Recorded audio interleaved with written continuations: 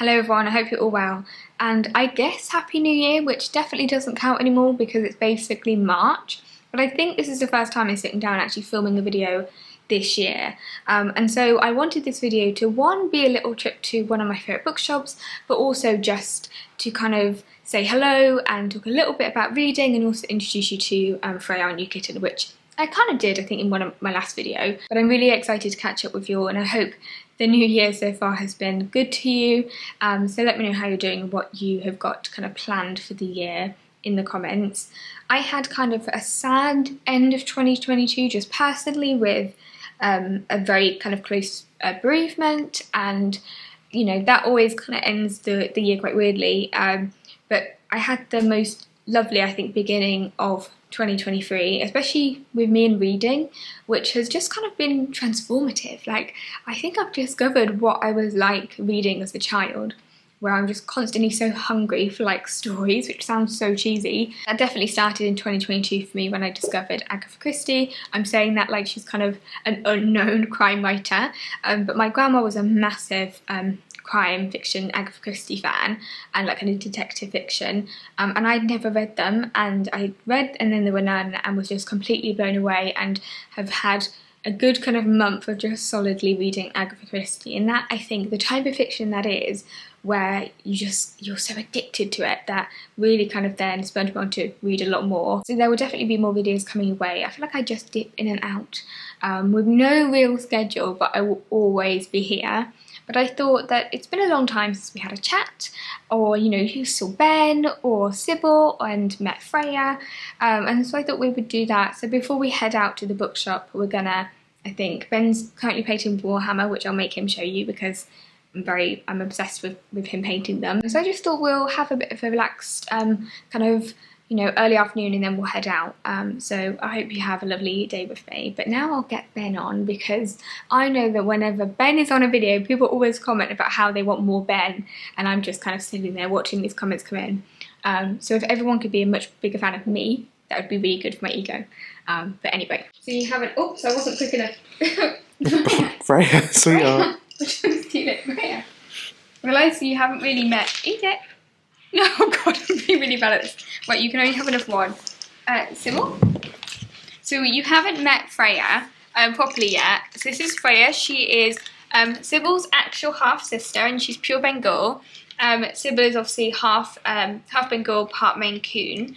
And Freya is very food motivated. Oh my god, Sybil, stop misbehaving. Be nice to your sister. No, she can't have more of those. They're on very strict. Oops.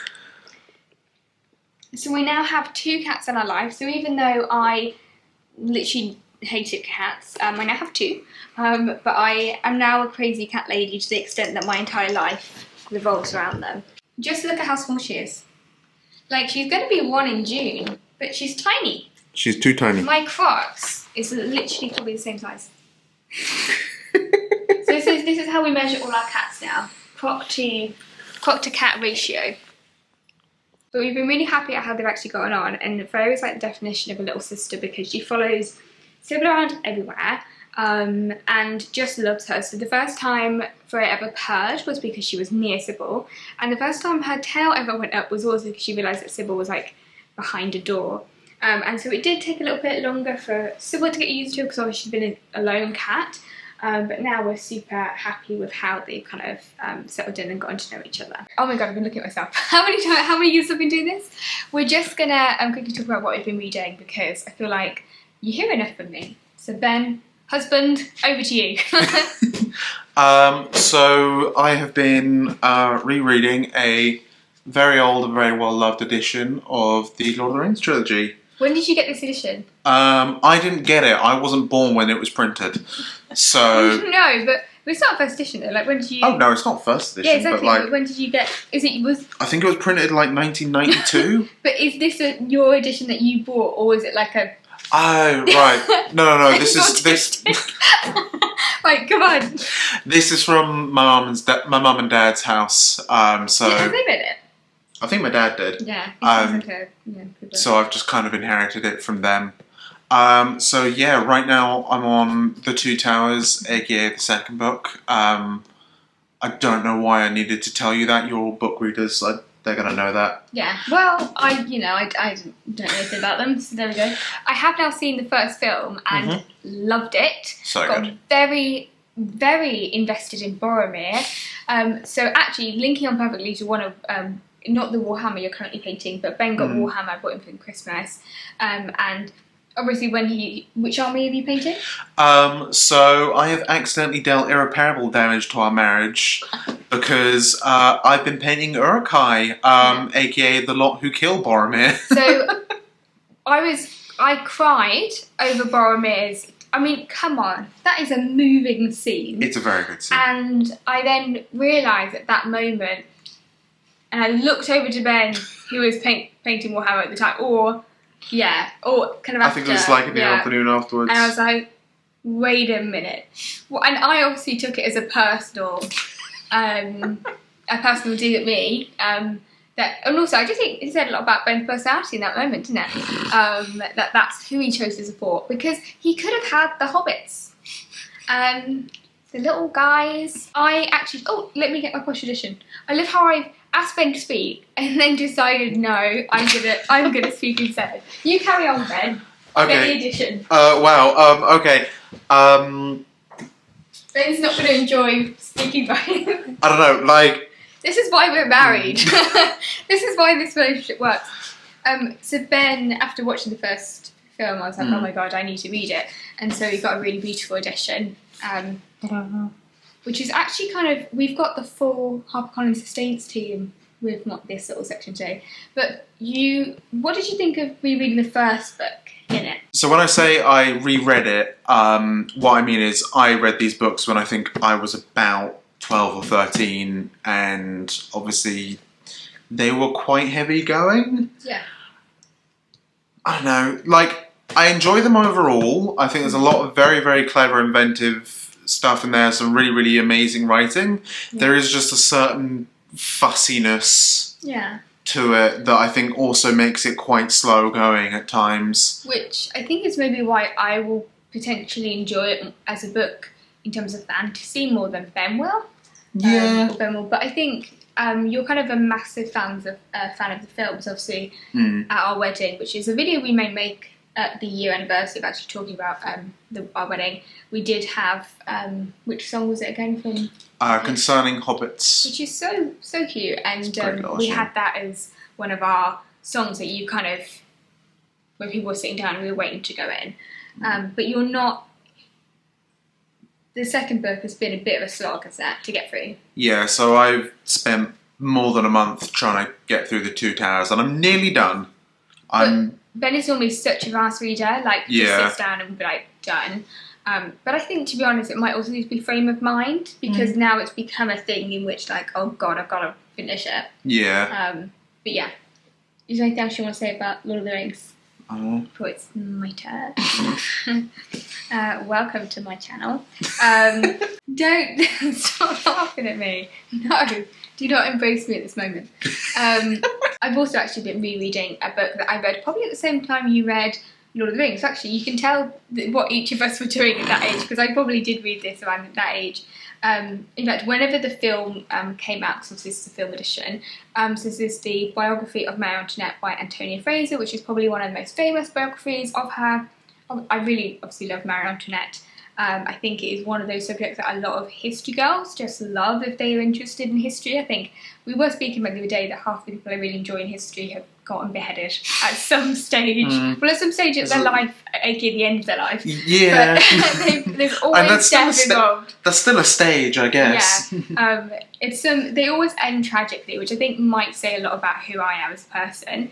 But I'm really, really enjoying it, and I am currently waiting for Marie Antoinette to die. That's where I am at the book. A spoiler alert. Yeah, she's also waiting to die at this point, so it's kind of, getting towards the end, obviously. And then thinking about actually waiting for people to die, I've got a Agatha Christie book, which, as I mentioned at the beginning, I have discovered Agatha Christie and love her. So I'm reading The Murder of Roger Ackroyd, which is one of the Poirot books. I've read a few Poirots now, but this is the most famous one. And so I also treated myself, I'll probably do like an end of year book haul at some point, or a big book haul. At the end of the year, I'd imagine. No, but I was actually going to do it, it's like the end of year 2022. because I haven't done a book haul for a really long time. So it'll be like a really belated 2022 end of year when I also do my best books of 2022 and talk about my reading resolutions for this year, which I also haven't done. But I did buy lots of really beautiful hardback editions of Agatha Christie's, ones that I've read and loved. And yeah, so this is murder of what this is a murder. This is stop laughing at me. This is the murder of Roger Ackroyd. Ben, the thing is, Ben is laughing because I keep saying things wrong. But then when I edit this back, I'll obviously edit out my mistakes. But Ben's face will still look the same. And then people will be like, "Why is he so passive aggressive? Like, why is he so undermining?" Why am I pulling faces? Yeah. So that is what we're currently reading. And I'm also just I think I've read a lot of Agatha Christie now, a lot of detective fiction. So if you have any recommendations of other authors who aren't Agatha Christie, especially in that kind of similar era, I'd really recommend, or any kind of modern ones too, because I now realise I just love Locked Room and just that whole kind of, cozy crime mystery. So any recommendations would be lovely. Do you want to go and show you? Should we do Warhammer? Sure. One geek, two in a row. Sybil is currently sitting on Ben's Warhammer box, which is often what she tends to do. Any box, any bit of kind of material that's actually needed, that's where you'll find Sybil. And Freya is making herself known down here. So yeah, I'm not painting a model today, but I'm practicing a shading technique to basically try and add some shadow-like effects to white panels. And I've got Freya helping me by playing with a little red feather toy.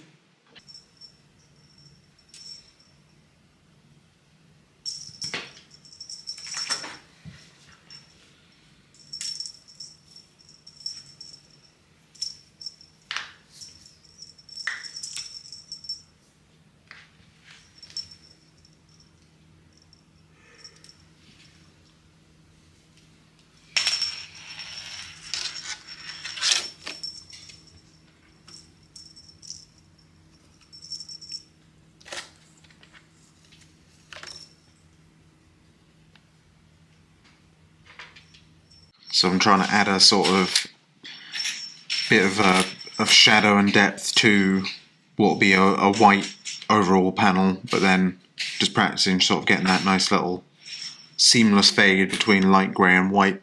And if anyone wants the recipe, it's a base spray of Chaos Black, followed by a heavy dry brush of Celestra Grey, a slightly lighter dry brush of Corex White, and then the centre of panels and raised areas are picked out using a very light dry brush of White Scar. And that's your painting tutorial for today.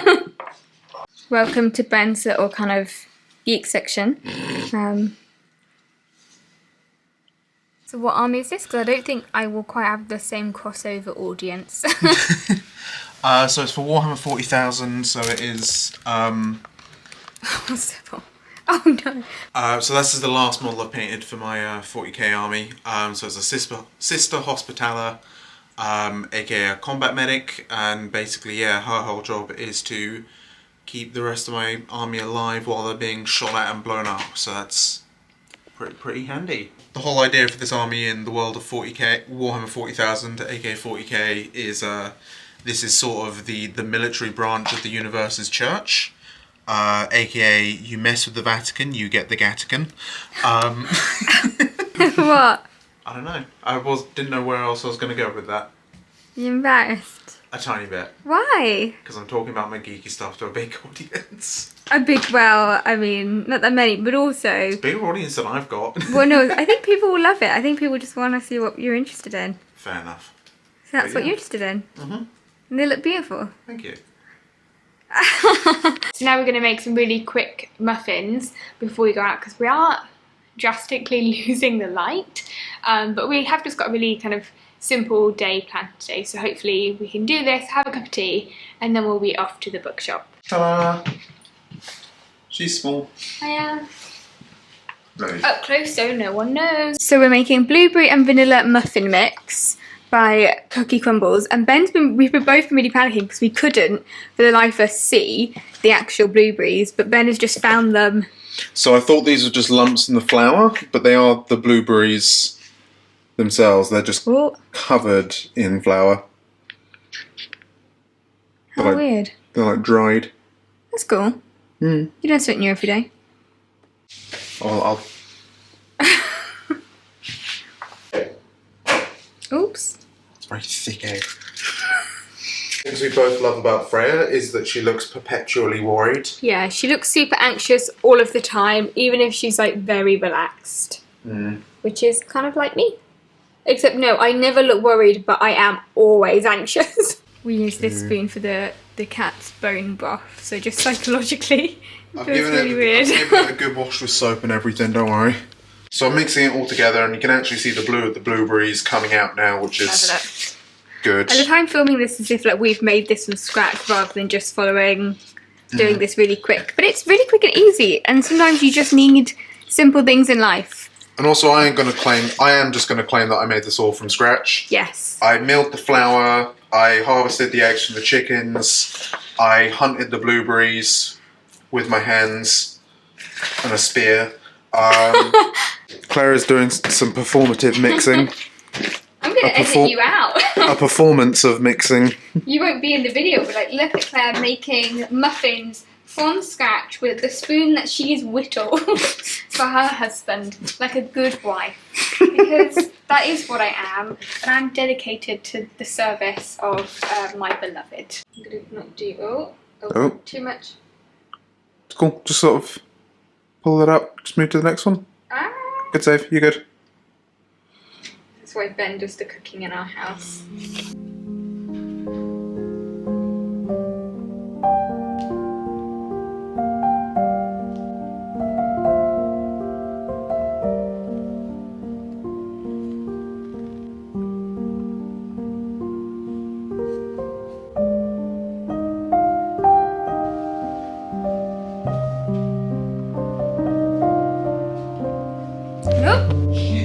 Damn it!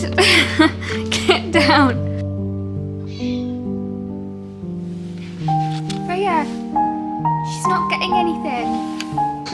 She's not getting any of them! Oh god! Sybil's licking the egg.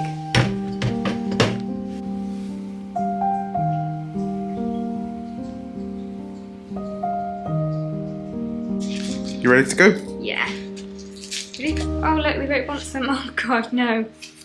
You can't. Oh. Sybil. Oh, Freya's joining in as well. I need to get my shoes on. Okay, we need to go.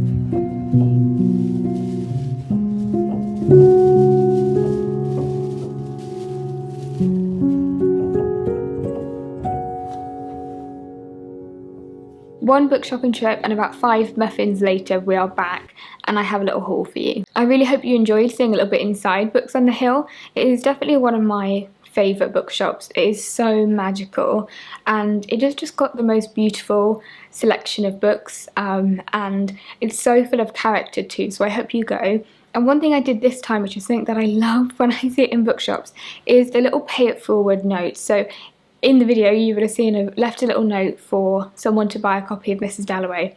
I don't know what was going on with my handwriting. It was completely, I felt a bit awkward taking a video of it because it was so bad. But I left someone a note to go and buy a copy of Mrs. Dalloway on me. I just loved reading all of the other notes in the pay it forward section. They were so thoughtful and so I just had to leave one. So you never know, if you go to Books on the Hill you might be able to get a copy of Mrs. Dalloway on me. And I hope if you do go that obviously you enjoy it, but I think the pay it forward thing is such a nice thing to do, and I kind of hope that the person who picks up my Mrs. Dalloway also decides to pay it forward with their favourite book. But you never know. And it's the most beautiful bookshop. The booksellers are just amazing, have the best recommendations, and I love the bookseller recommendations throughout the entire shop. As an ex-bookseller, I feel like I'm just so drawn to bookseller recommendations and I always like to follow what they think. Ben and I would also recommend the brownies and going to their cafe to sit and read because they were some of the best brownies I think we've ever had. In a way, my pay it forward copy of Mrs. Dalloway is actually the only book I bought at Books on the Hill, but I did buy 2 kind of bookish items which I just love, and they're both handmade. The first one is this little book pouch which I love. I have got a few of these. My mum normally makes them for me, so I think she might judge me a little bit that I've gone and bought one. It's handmade in St Albans and I was just drawn to it so much, and the quality is amazing. This is really gonna actually keep all of my books really, really safe, and I use these all the time because I always take a million books with me whenever I go anywhere or travel or go on a work thing. So this is perfect, and it's all gold and slightly glittery, so I love it so much. So even though I have it already, I actually did use this already on the train home, so I think it's perfect, but I couldn't resist it. The second thing I got was this really beautiful handmade candlestick holder, which is just beautiful. I have another one of these from IKEA, and I've been meaning to just replace one and get a really nice one. And I saw this and I thought it was absolutely perfect. And after speaking to the booksellers, they were really talking about how the whole kind of vision behind Books on the Hill was not only kind of really created bookshelves and, you know, beautiful recommendations and lots of stunning books, it was also kind of collecting things that were adjacent to reading, things that would really improve your reading experience or really get you to kind of take time out to read. So having kind of book pouches, candles, candlestick holders, beautiful kind of just bookish items that you can have in your home, and I love this. Then I headed to Waterstones because I had a Waterstones voucher and bought a lot of books. The majority of these books were actually kind of recommended to me in person, which is quite rare, and I don't know why. I feel like people don't tend to recommend books to me that often, because often they think I've read it, which is nearly always wrong. If you recommend a book to me, I promise I will almost certainly not have read it.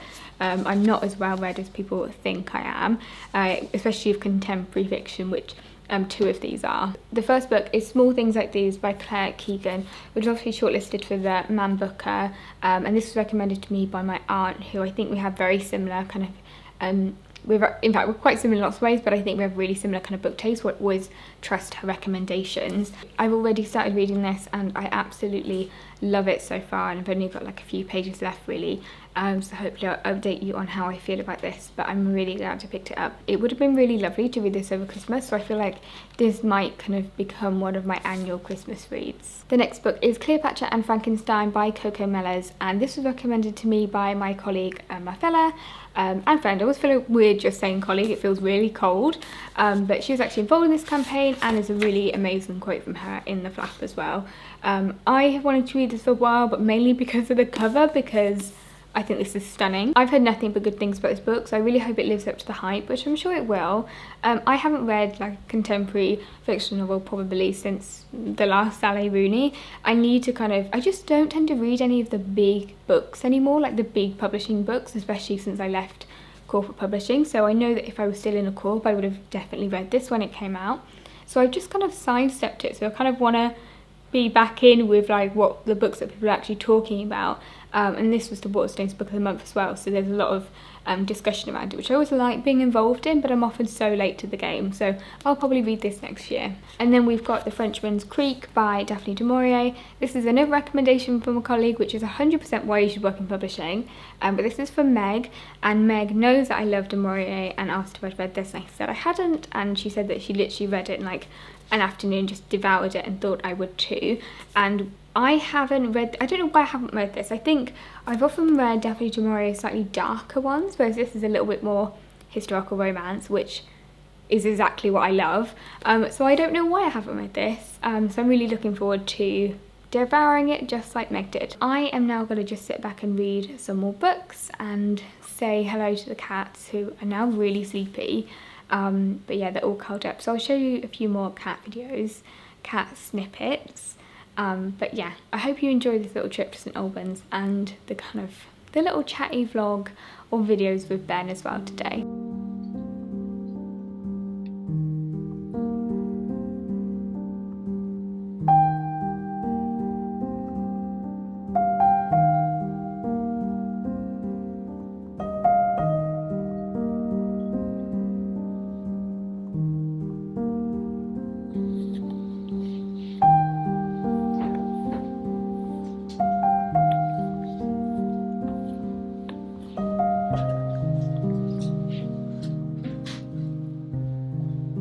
So I finished Claire Keegan's Small Things Like These, and I really enjoyed it. It is all about kind of community and silences and being complicit in those silences. It's about a truly good man, but also a man on the edge. And I feel like what I really liked about this novel is that it ends where you, like a lot of other novelists, would really begin. And that's kind of a fascinating choice in of itself. I don't think I interpreted the ending to be quite as hopeful as a lot of people.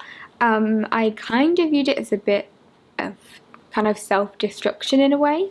So I'd be interested if you read it, kind of no spoilers, but if you've read it, send me a message. But it was so beautifully done, and obviously it's so short, it's like a short story novella really, but so much emotion and so many things left unsaid in the most beautiful way. And I've never ever read any Claire Keegan before, so I'm definitely going to pick up another one of her novels.